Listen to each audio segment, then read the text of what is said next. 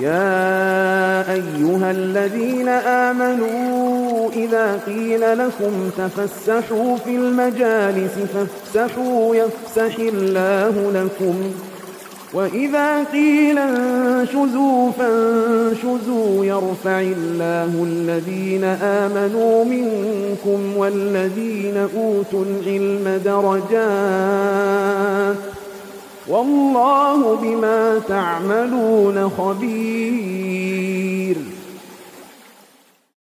بسم الله. السلام عليكم ورحمة الله وبركاته. Alhamdulillah wassalatu wassalamu ala Rasulillah wa ala alihi wa ashabihi wa man walah wa la hawla wa la quwwata illa billah. Allahumma inna nas'aluka ilman nafi'an wa rizqan thayyiban wa amalan mutaqabbalan. Ma'asyiral muslimin rahimani wa rahimakumullah. Alhamdulillah, dengan izin Allah Subhanahu wa taala, pada malam hari ini kita kembali bisa berkumpul. Yang pertama dalam melaksanakan di antara kewajiban-kewajiban yang Allah Subhanahu wa taala sudah tetapkan, yaitu melaksanakan salat tarawih. Yang mana keutamaan salat tarawih sudah kita semua ketahui. Di antaranya adalah dapat menghapuskan dosa-dosa seorang hamba atas dosa-dosanya yang telah berlalu. Rasulullah SAW mengatakan, man qama ramadhana imanan wa ihtisaban ghufira lahu ma taqaddama min dzambi. Barang siapa yang melaksanakan salat di bulan suci Ramadan, yaitu salat malam, maka Allah Subhanahu wa taala akan mengampuni dosa-dosanya yang telah berlalu. Taib ma'asyiral muslimin rahimani wa rahimakumullah. Sebelum kita memulai pembahasan ataupun melanjutkan kitab At-Tamassuku Bisunnah wa Atharuhu, ada sedikit murajaah dari apa yang sudah disampaikan tadi pagi. Taib, silakan yang bisa mungkin ya mendapatkan hadiah ya. Ini ada beberapa hadiah yang disediakan oleh panitia. Taib, sebutkan makna-makna ataupun arti-arti dari sunnah. Silakan. Minimal 2 lah.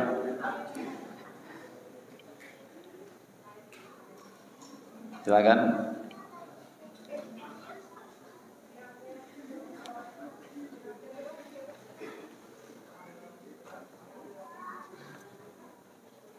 Ini ada kitab ataupun buku kumpulan doa dari Al-Quran dan Sunnah yang ditulis oleh Ustaz Yazid Hafidhullah rahimahullah. Silakan.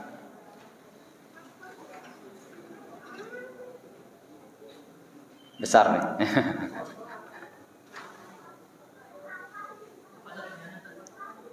Sebutkan makna-makna sunnah ya, karena diulang sedikit, sebagian orang ketika disebutkan sunnah yang dipahami adalah segala sesuatu ataupun amaliyah atau ibadah yang apabila dikerjakan mendapatkan pahala, kemudian kalau ditinggalkan tidak berdosa. Ya, mayoritas orang mendefinisikan sunnah dengan sunnah yang sudah disebutkan barusan. Silakan Pak. 2 lah, minimal 2. Sebenarnya ada 4 tadi ya. Iya.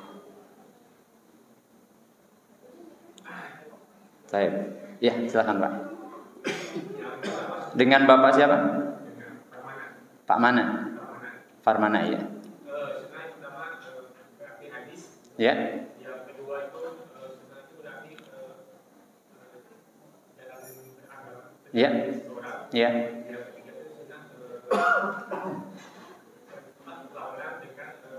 Baik, ya. Jadi 3 makna sunnah. Yang pertama berarti tadi lawan dari bid'ah. Kemudian metode seseorang dalam beragama.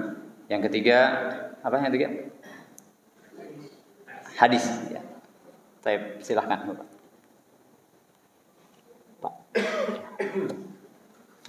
Tapi langsung saja kita lanjutkan karena kita hanya memiliki waktu kurang lebih 40 menit ya, afwan.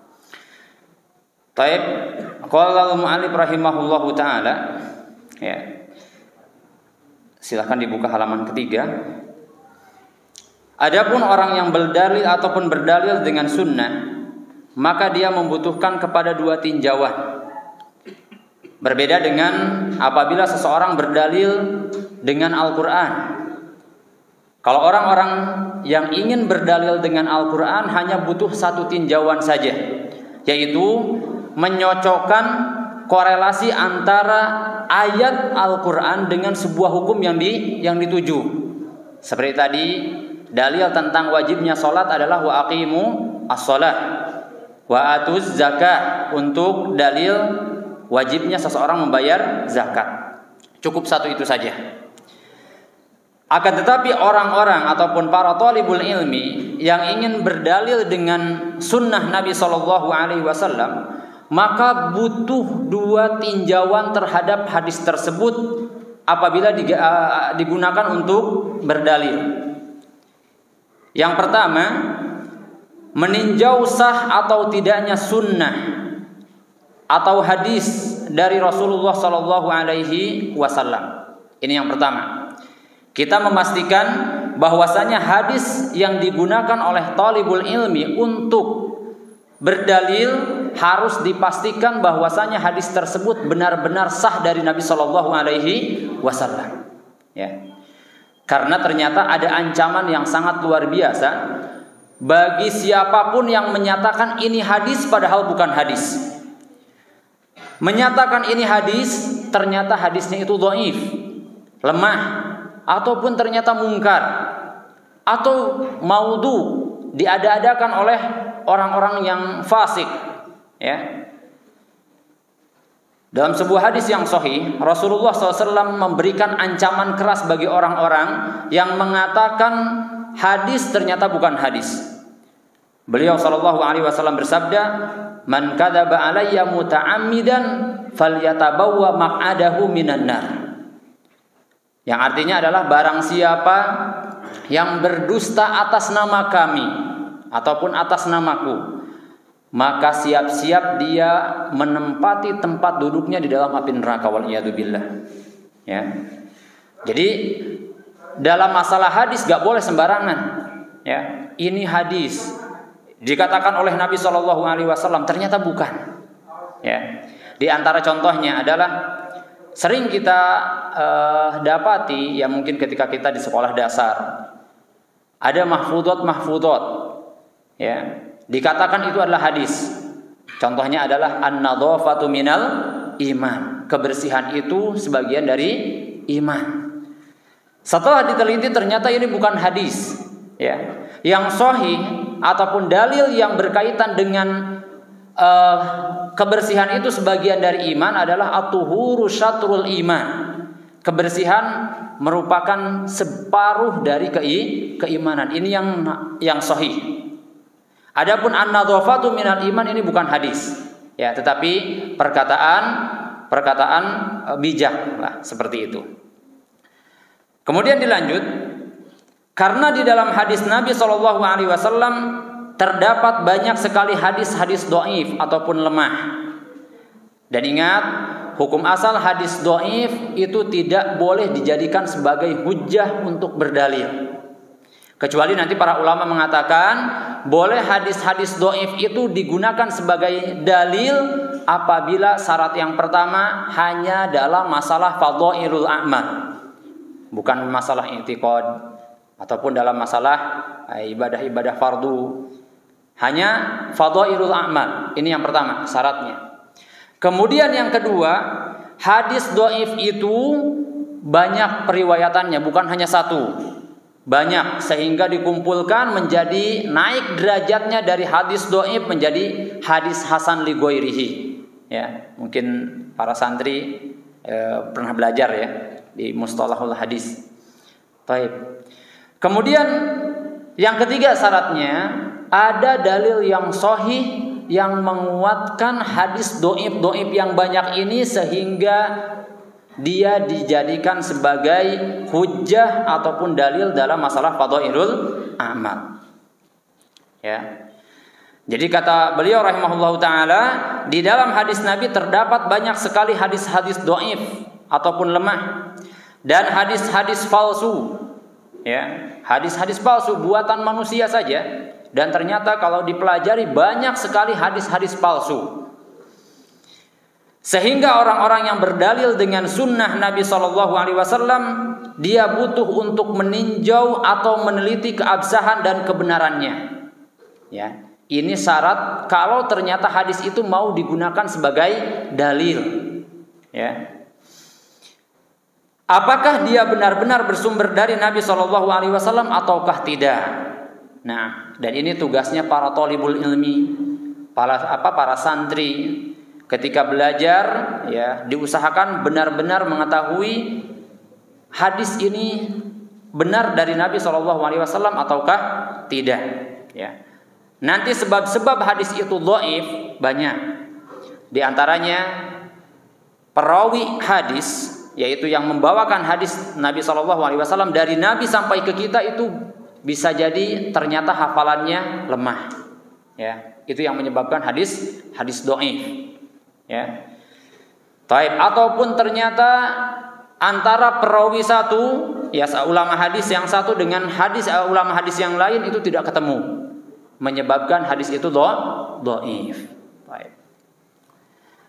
Oleh karena itu, para ulama, semoga Allah merahmati mereka, banyak menulis buku-buku tentang para perawi hadis.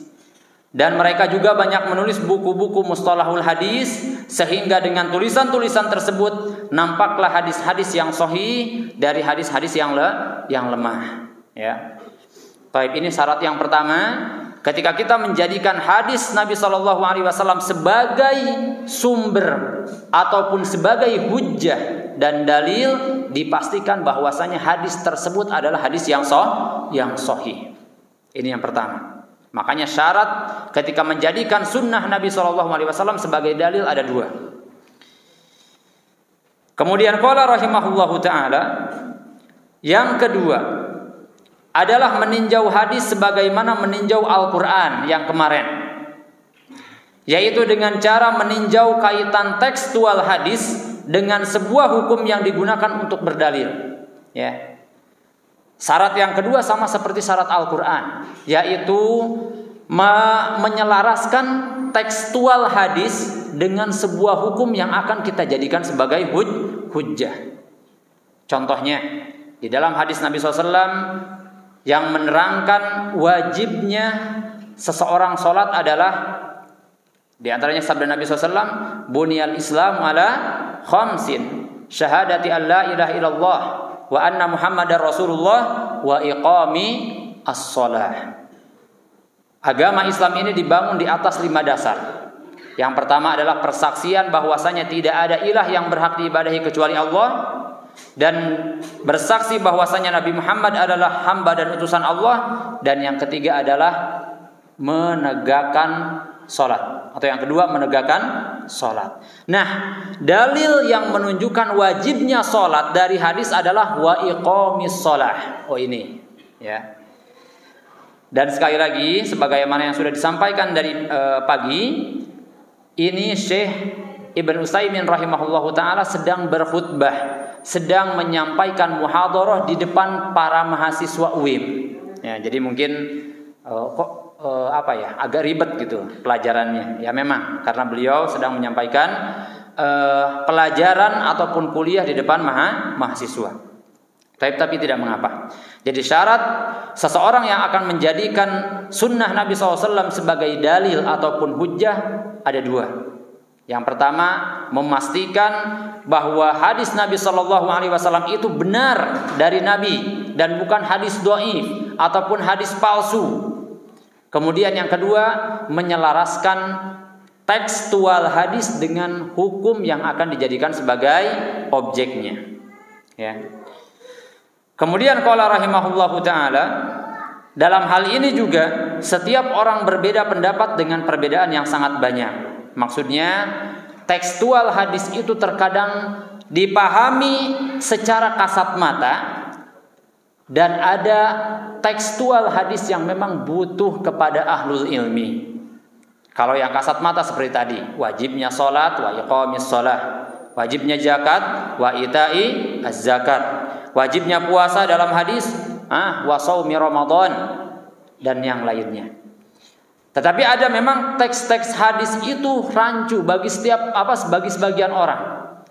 Contohnya hadis-hadis yang berkaitan dengan asma dan sifat Allah Subhanahu wa taala.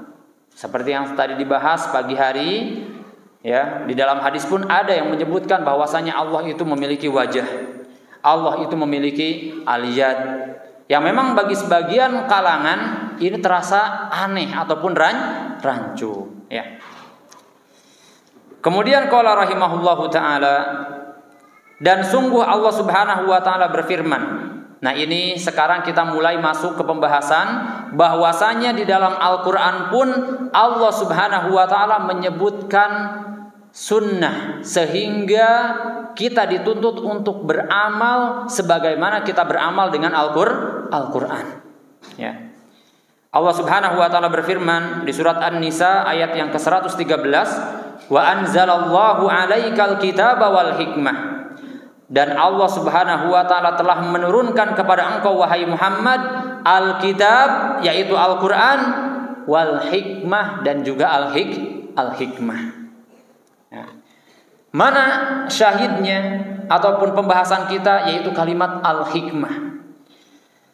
Para ulama menafsirkan al-hikmah pada ayat ini dengan sunnah. Jadi kalau misalkan ada kalimat al-hikmah yang digandeng dengan Alkitab, maka para ulama mengatakan maknanya itu adalah sunnah Nabi Shallallahu Alaihi Wasallam. Ya. Jadi maknanya Allah Subhanahu Wa Taala telah menurunkan kepada engkau wahai Muhammad Alkitab, yaitu Al-Quran, dan juga sunnah Nabi Shallallahu Alaihi Wasallam. Ya.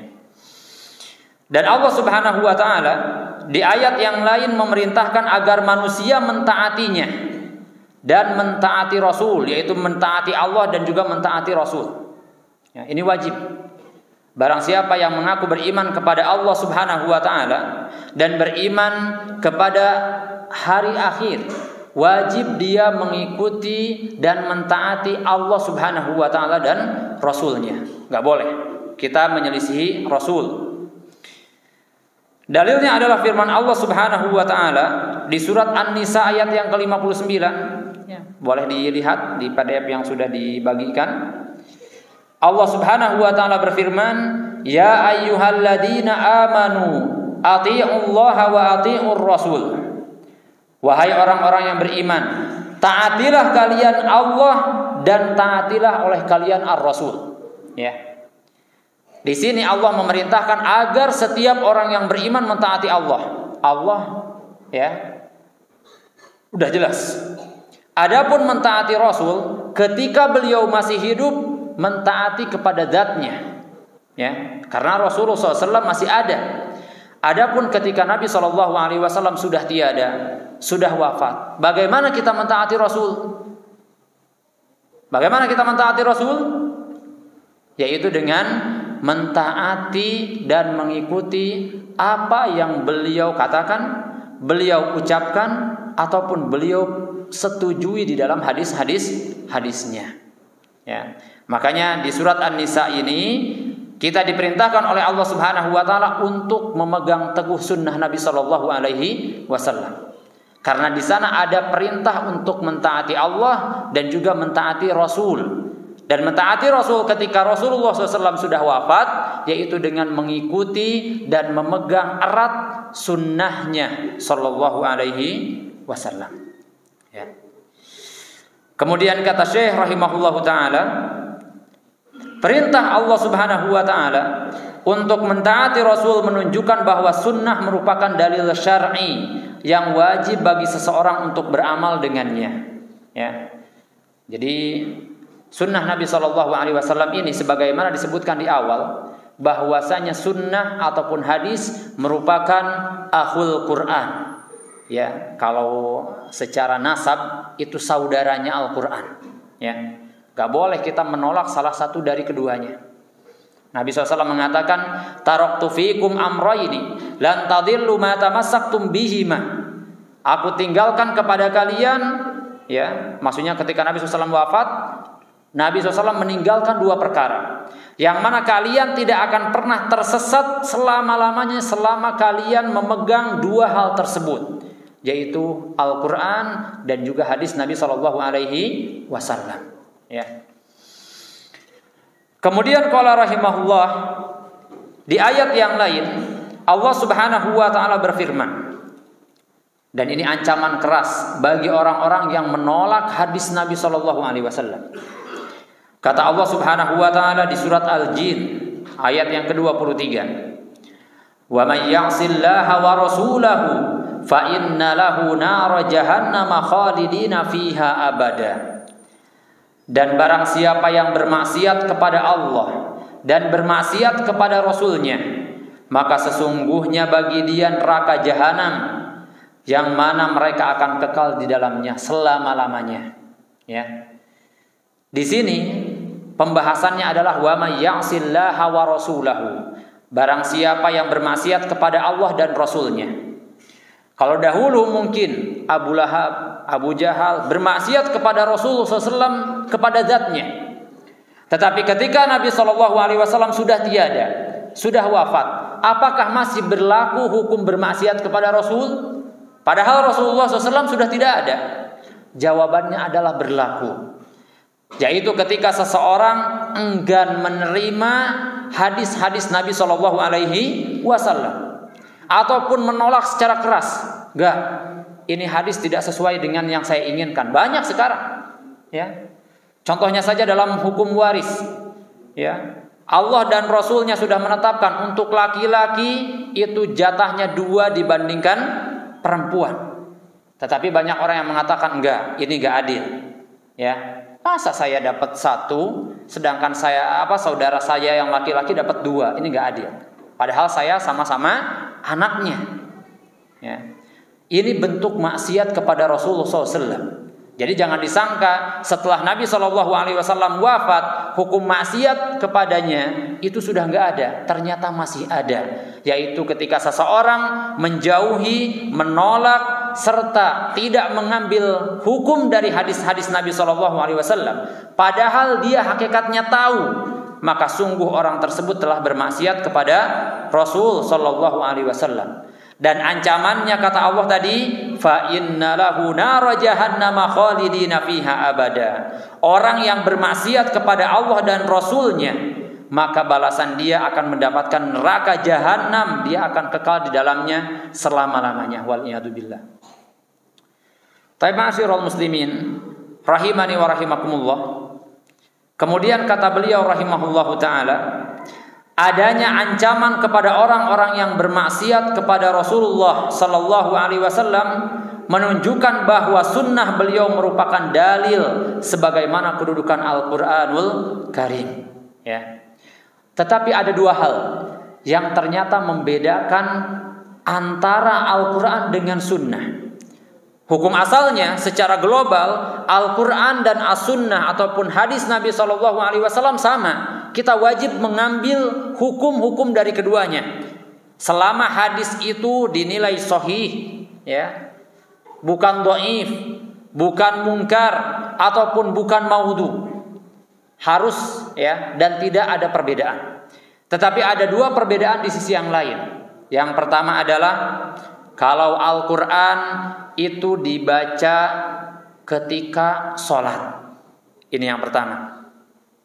Malahan apabila seseorang melaksanakan sholat kemudian dia tidak membaca surat Al-Fatihah, yang mana surat Al-Fatihah itu bagian dari Al-Quran, maka tidak sah sholatnya. Kata Nabi SAW, la sholata liman lam yaqra bi fatihatil kitab au kama qala. Tidak sah sholat seseorang apabila dia tidak membaca surat Al-Fatihah. Adapun hadis tidak boleh ketika membaca ataupun tidak disyariatkan seseorang membaca hadis dalam sholatnya, ya. Ataupun tidak digunakan untuk bacaan sholat, ya. Kemudian yang kedua, Al-Quran setiap hurufnya ketika dibaca ataupun ketika dihafal, maka dia akan mendatangkan pahala bagi orang-orang yang membacanya, ya. Adapun hadis Nabi Shallallahu Alaihi Wasallam secara umum ketika dibaca maka tidak ada pahala setiap hurufnya ketika dibaca. Ini dua hal yang membedakan antara Al-Quran dengan As-Sunnah. Meskipun secara umum tidak ada perbedaan ya di dalam masalah hukumnya. Kemudian qala rahimahullahu taala di ayat yang lain Allah Subhanahu wa taala berfirman yang mewajibkan kita untuk mengambil sunnah Nabi sallallahu alaihi wasallam. Wa ma atakumur rasulu fakhuduhu wa ma nahakum anhu fantahu. Dan apa-apa yang dibawa oleh Rasul untuk kalian ambillah. Ya. Jadi setiap yang dibawa oleh Nabi SAW berupa perintah, anjuran, maka ambil. Wa ma nahakum anhu fantahu. Dan apa saja yang Rasul larang atas kalian maka jauhilah. Ya. Di sini secara jelas bahwasanya Allah Subhanahu wa taala memerintahkan kita untuk mengambil hukum-hukum yang bersumber dari Rasul sallallahu alaihi wasallam. Ya. Dan juga ketika Nabi SAW melarang sesuatu, tinggalkan. Ya. Ini jelas bahwasanya di surat Al-Hasyr ya ayat 7 ini Allah Subhanahu wa taala memerintahkan agar kita mengambil dari Nabi sallallahu alaihi wasallam sunnah-sunnahnya. Kata Syekh Utsaimin rahimahullahu taala, ayat ini meskipun berkaitan dengan harta fai. Baik, ada hadiah satu lagi nih. Apa perbedaan antara harta fai dengan ghanimah? Ada nih, satu. Silakan. Boleh. Nah, sebelum dimulai ada 10 menit lagi ya waktu sampai terakhir nih. Apa perbedaan harta fai dan ghanimah? Baik. Nah.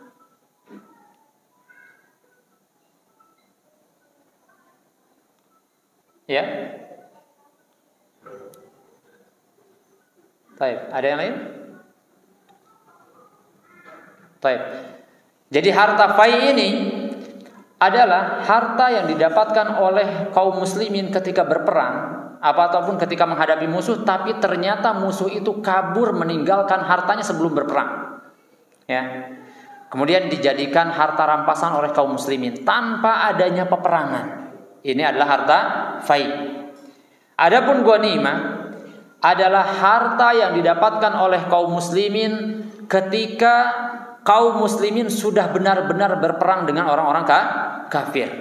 Maka harta yang ditinggalkan ya oleh orang-orang kafir kemudian dirampas oleh kaum muslimin, maka ini yang disebut dengan ghanimah. Kata beliau rahimahullahu taala, ayat ini meskipun berkaitan dengan harta fai, yang mana harta tersebut dibagikan sesuai dengan ijtihad Rasulullah sallallahu alaihi wasallam pada waktu itu. Jadi ayat yang tadi wa ma atakumur rasulu fakhuduhu wa ma nahakum anhu fantahu, ini adalah ayat yang berkaitan dengan harta fai, yang mana Nabi SAW membagikan harta tersebut sesuai dengan ijtihadnya. Jadi bukan berkaitan dengan hukum-hukum salat, ya puasa bukan, tapi berkaitan dengan harta. Kata beliau, apabila kita berpegang teguh dengan aturan ini, yaitu menerima apa yang diberikan oleh Rasul dalam pembagian harta fai, maka menerima hukum-hukum syariat yang bersumber darinya lebih utama untuk diterima. Ya. Sekarang contohnya disyariatkan untuk qiyamul lail, ya, bahkan menjadi sebuah fardu, sebuah sunnah muakkadah. Bahkan Nabi SAW kata Aisyah radhiyallahu taala anha, Nabi SAW tidak pernah meninggalkan yang namanya sholat qiyamul lail, baik Ramadan ataupun di luar Ramadan.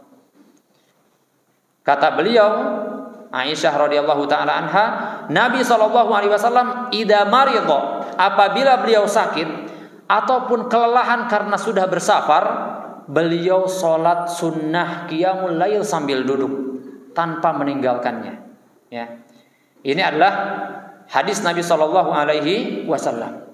maka wajib bagi kita untuk menerima, ya. Nah, hal yang seperti ini lebih ditekankan lagi untuk diterima. Kalau tadi saja harta fai, ya, diterima hukumnya oleh kaum muslimin, maka syariat-syariat yang berkaitan dengan ibadah, ya, seperti sholat, kemudian juga puasa sunnah, qiyamul lail, ini wajib untuk lebih diterima oleh kaum muslimin, ya. Baik. Ini juga masih lanjut, beliau rahimahullahu ta'ala masih menjelaskan dalil-dalil tentang wajibnya mengambil sunnah dari Nabi SAW. Kenapa beliau sampai membawakan ayat yang sangat banyak? Karena ada satu sekte yang hanya mengambil Al-Quran dan tanpa mengambil hadis Nabi SAW, yaitu Al-Quraniyun, ya, para ulama menyebutnya Al-Quraniyun. Jadi orang-orang yang hanya mengambil hukum dari Al-Quran saja tanpa mengambil hukum dari Nabi SAW, ya. Di ayat yang lain juga Allah Subhanahu wa taala berfirman, "Laqad kana lakum fi Rasulillahi uswatun hasanah." Sungguh telah ada pada diri Rasulullah itu suri tauladan yang baik bagimu. Liman kana yarjullaha wal yaumal akhir wa dzakarallaha katsira. Yaitu bagi orang-orang yang mengharap rahmat Allah dan juga mengharapkan kedatangan hari kiamat dan yang banyak mengingat Allah Subhanahu wa taala. Ya. Ini ayat yang mana di dalamnya wajib bagi kita untuk mengambil hukum-hukum dari sunnah Nabi SAW. Ayat ini berkaitan dengan disyariatkannya kita mengambil akhlak Nabi SAW. Dan kita semuanya tidak akan pernah mengetahui akhlak Nabi kepada istrinya, akhlak Nabi kepada para sahabatnya, akhlak Nabi kepada anak-anaknya, melainkan dari apa? Sunnah Nabi SAW. Ya. Maka oleh karena itu tidak mungkin ayat yang mujmal, ini ayat yang mujmal, masih global. Apa yang harus kita ambil dari Nabi SAW? Suri tauladan yang seperti apa? Kalau kita hanya berpatokan dengan Al-Quran tanpa mengambil hadis Nabi SAW, kita nggak bakalan tahu apa yang dicontohkan oleh beliau SAW. Ternyata ketika kita baca hadis-hadis Nabi SAW, ternyata beliau adalah orang yang gemar membantu istrinya. Aisyah radhiyallahu taala anha mengatakan, "Kana Rasulullah SAW fi mihnati ahli." Dahulu Nabi SAW itu adalah orang yang senantiasa membantu istri-istrinya. Ya, coba bayangkan, Nabi SAW sudah seorang pemimpin umat, kemudian juga komando peperangan, kemudian juga sebagai Nabi dan Rasul, tapi masih menyempatkan membantu istrinya Sallallahu Alaihi Wasallam. Ya, ini buktinya. Kemudian Nabi SAW juga diceritakan, beliau SAW kalau berpapasan dengan anak-anak kecil, yaitu sibyan, ya, beliau adalah orang yang senantiasa mengucapkan salam kepada mereka. Ini akhlak yang baik.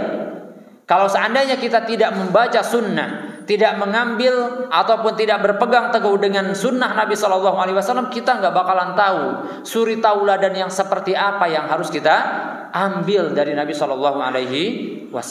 Nah, sedikit lagi, 3 menit lagi, Pak ya. Nah, kemudian qala rahimahullahu taala, menteladani Rasul SAW mencakup apa yang Nabi perbuat sesuai dengan Al-Quran. Bahkan Aisyah radhiyallahu taala anha ketika ditanya bagaimana akhlak Nabi SAW, beliau menjawab, kana khuluquhul Quran. Wahai fulan, kalau kamu mau tahu akhlak Nabi SAW, akhlak Nabi itu adalah Al-Quran. Ya, pasti sudah sesuai. Dan menteladani apa yang beliau kerjakan sesuai dengan sunnahnya, baik itu muamalah, ibadah, ya, kemudian akhlak, itu sudah pasti sesuai dengan sunnah-sunnahnya. Dalam masalah ini beliau bersabda, di dalam khutbah Jumatnya, dan ini adalah khutbah ataupun khutbatul hajah yang senantiasa Nabi SAW lantunkan ketika sebelum memulai khutbah Jumatnya, yaitu amma ba'du wa khairul hadisi kitabullah, dan sebaik-baik perkataan adalah kitab Allah Subhanahu wa taala, yaitu Al-Qur'an, ya. Dan sebaik-baik petunjuk yaitu wa khairul huda huda Muhammadin sallallahu alaihi wasallam, dan sebaik-baik petunjuk adalah petunjuknya Muhammad sallallahu alaihi wasallam. Bayangkan, Nabi sudah mengklaim bahwasanya sebaik petunjuk adalah atau sebaik-baik perkataan adalah perkataan Allah Subhanahu wa taala, yaitu Al-Qur'an. Sudah jelas. Barang siapa yang mengingkari Al-Qur'an sudah kafir. Ya.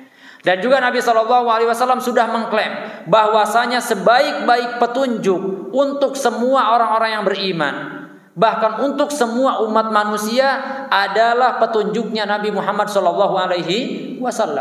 Sekarang kita kalau tidak mengambil hadis, tidak berpegang teguh dengan sunnah, tidak peduli dengan hadis-hadis Nabi SAW, bagaimana mungkin kita dapat mengambil petunjuk dari petunjuknya Nabi Muhammad SAW? Ya, seperti itu. Nah, satu hadis lagi. Di hadis yang lain, beliau memberikan motivasi agar umat Islam senantiasa berpegang teguh dengan sunnahnya Sallallahu Alaihi Wasallam. Beliau Sallallahu Alaihi Wasallam bersabda, "Alaikum bisunnati wa sunnatil khulafa'ir rasyidin al-mahdiyyin min ba'di." Wajib bagi kalian untuk memegang sunnahku dan sunnah khulafa'ur rasyidin yang telah diberikan petunjuk setelah aku meninggal dunia. Ini wasiat Nabi. Jadi Nabi SAW memerintahkan kepada kita untuk memegang sunnah Nabi dan juga memegang sunnah para sahabatnya. Terlebih khulafa'ur rasyidin, ya, Abu Bakar, Umar, kemudian Utsman dan Ali, dan juga para sahabat yang lain. Ya, wajib untuk dipegang erat-erat sunnah tersebut. Wa'addu 'alaiha bin nawajid, dan juga gigitlah sunnah-sunnah tersebut dengan gigi gerham kalian. Ini adalah kias. Kalau kita makan makanan yang keras, ya, dengan gigi apa kita menggigit? Pasti dengan gigi gerham. Karena dengan gigi gerham tersebut sesuatu yang kita gigit akan lebih kuat, ya. Dan ini adalah perintah Nabi Shallallahu Alaihi Wasallam agar kita senantiasa memegang teguh sunnah Nabi dan juga sunnah para sahabatnya radhiyallahu taala anhum ajmain. Baik, terakhir ada pertanyaan. Baik, diulang lagi. Perbedaan harta fai dan ghanimah, silahkan. Bapak-bapak dulu. Nah, silakan. Insyaallah ini buku dzikir pagi petang dan juga. Nah, Bapak silakan. Dengan Bapak siapa? Bapak Kardis. Silakan Bapak, perbedaannya. Nah, dengan peperangan. Silakan. Nah. Baik, insyaallah kita akan lanjutkan besok, ya. Wa iyyakum. Ya, insyaallah mulai sesi ini sampai sesi terakhir ada bingkisan untuk jamaah yang bisa menjawab beberapa pertanyaan yang sudah dipelajari. Hadza wa sallallahu ala nabiyyina Muhammadin wa ala alihi washabihi wasallam. Subhanakallahumma wa bihamdika asyhadu an la ilaha illa anta astaghfiruka wa atubu ilaik. Assalamualaikum warahmatullahi wabarakatuh.